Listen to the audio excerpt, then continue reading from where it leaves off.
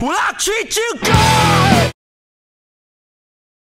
When it first came together, Nick, who's been a friend of ours. Nick Adler. Yeah, for a long time, and we've known each other since we were like 11 years old. He mentioned it to us, and it just didn't work out, and it didn't work out the next year and the next year.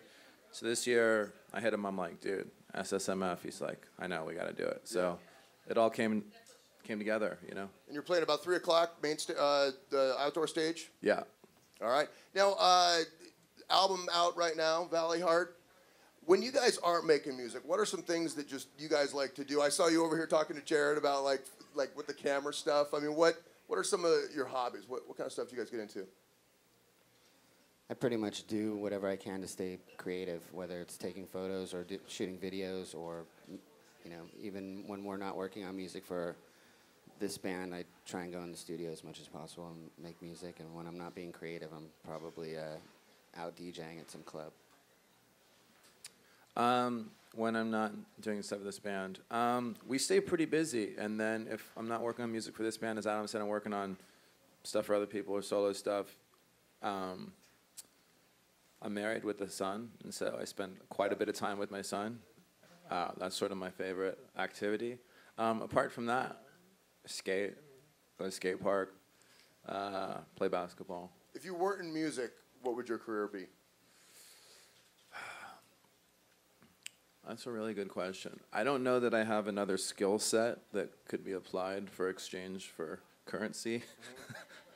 I've been gainfully employed in the music industry since I was 16 years old, before I even graduated high school.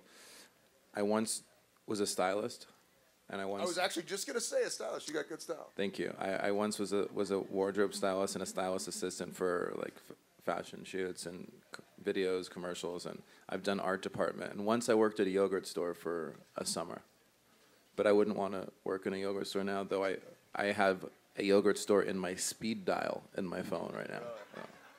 Adam, what about you? If you weren't doing music. I'd probably work at a yogurt store, or... And surf Justin? I'd just be there so when he called, I'd have the flavor that he needed.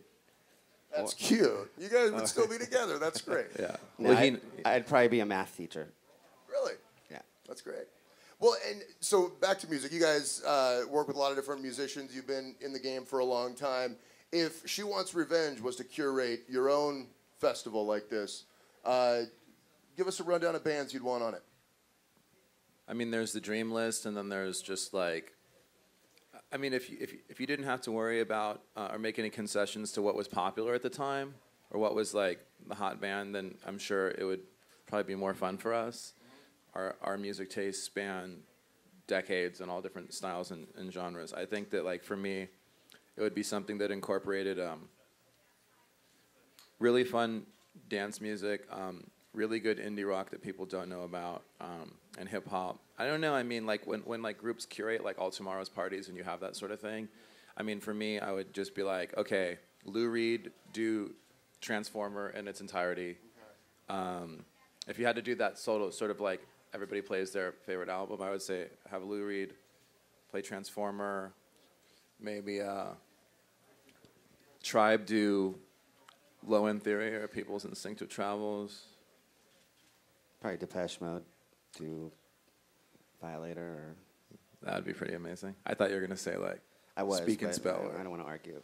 Well, at South by, we were talking about Odd Future. Yeah. You still checking those guys out? Absolutely. I mean, I think that Tyler and those guys are incredibly creative, and I think he's fantastic. I really do, and I'm a big fan of what they do. I think that music in general right now, while the industry is probably at its worst, music is incredible right now. I agree. Absolutely. I mean, like, there's so many artists right now that are killing it. Like, between us, like the stuff that we listen to that's out there, it's like there's so much amazing hip hop out there right now. There's so much progressive dance music. There's really good indie rock. There, in every genre of music, people are killing it right now. It's just getting harder and harder for people to make a living at it. But that doesn't mean that the artistry is failing. I mean, dude, we're playing with Public Enemy. When you said, like, well, Dream Festival or Dream Show, I saw Public Enemy at the Santa Monica Civic in, like, maybe '88, you know, and I've seen them at the Greek Theater, and we're playing with them today. You know, that's pretty sick. Yeah, and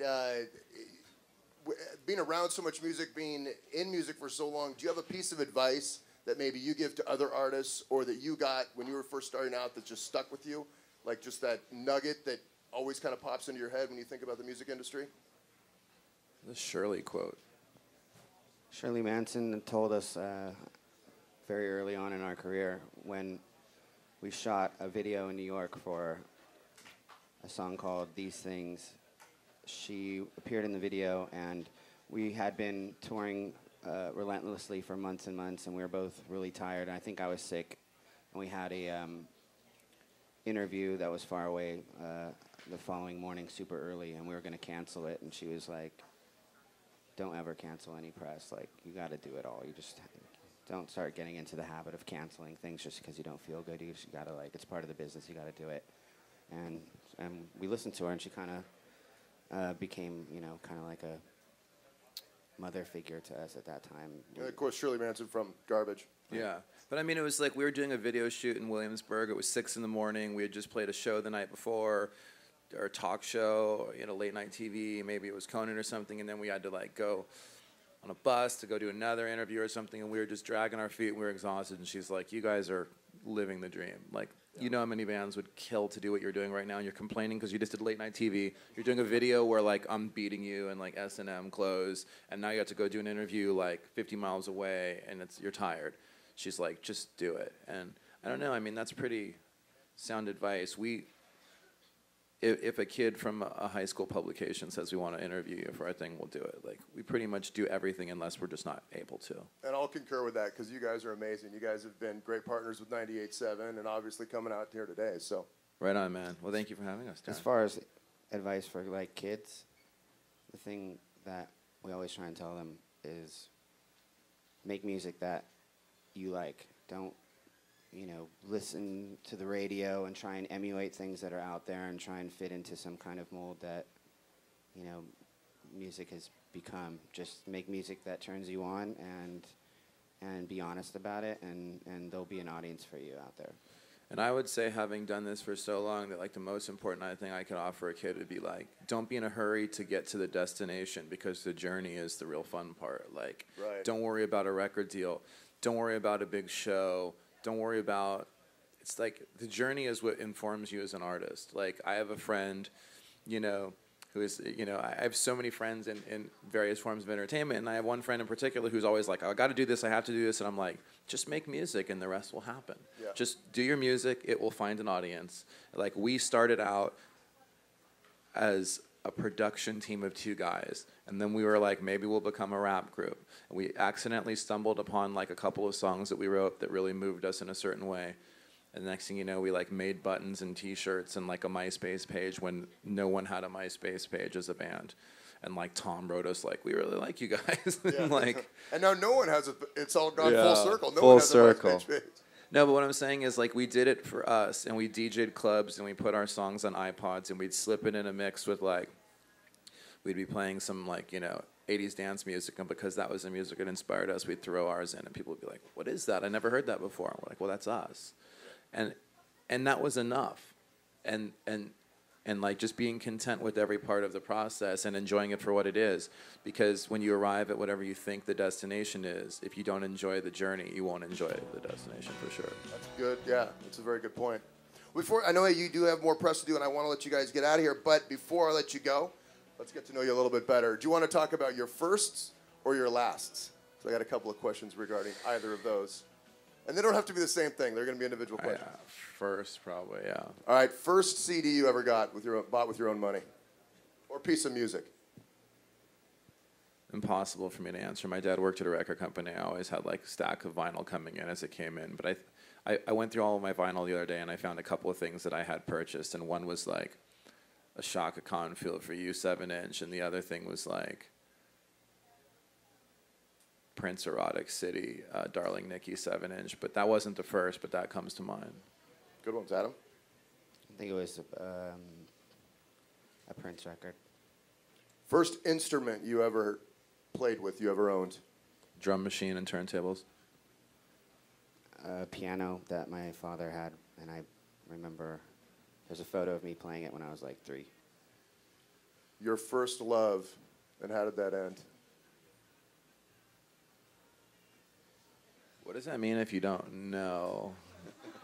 Whatever it means to you. Who was that first one that broke your heart? That's easy. That's first grade. April O'Connor. She was the worst. Like, yeah, total archetype. Blonde hair, blue eyes. Didn't know I existed. Just, yeah, totally crushed me. Found her, though, on, Facebook.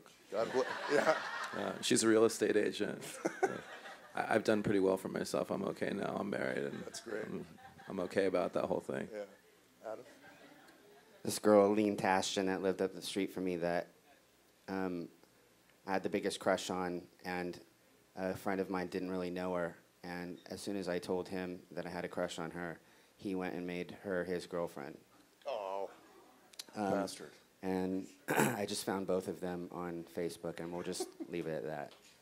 I love that you're searching out these like 20-year-old flames on Facebook in your free time. Do you guys ever Google yourselves or look at forums and message boards and stuff? I don't look at forums or message boards, but sometimes I've Googled myself, but not for the reasons that one might, just to make sure there's nothing weird out there. Like you check out your wiki page and all that stuff, and not really. I mean, I kind of police all of our social media sites, and sometimes they'll lead me to other things just because I'm just trying to make sure that everything's cool. So in that process, sometimes I'll end up on weird message boards, and I'll have to kind of hold back from saying anything to unleashing. Yeah, I mean, like, everybody has an opinion, and like the problem with the internet has been fantastic for disseminating information and media, but as far as like opinion and criticism, like true rock and roll journalism, when it's good, whether you're talking about Lester Bangs or sort of talking about the history of music, Grail Marcus, or newer people like Ian Svenonius, like when you really talk about music journalism, it's an art form.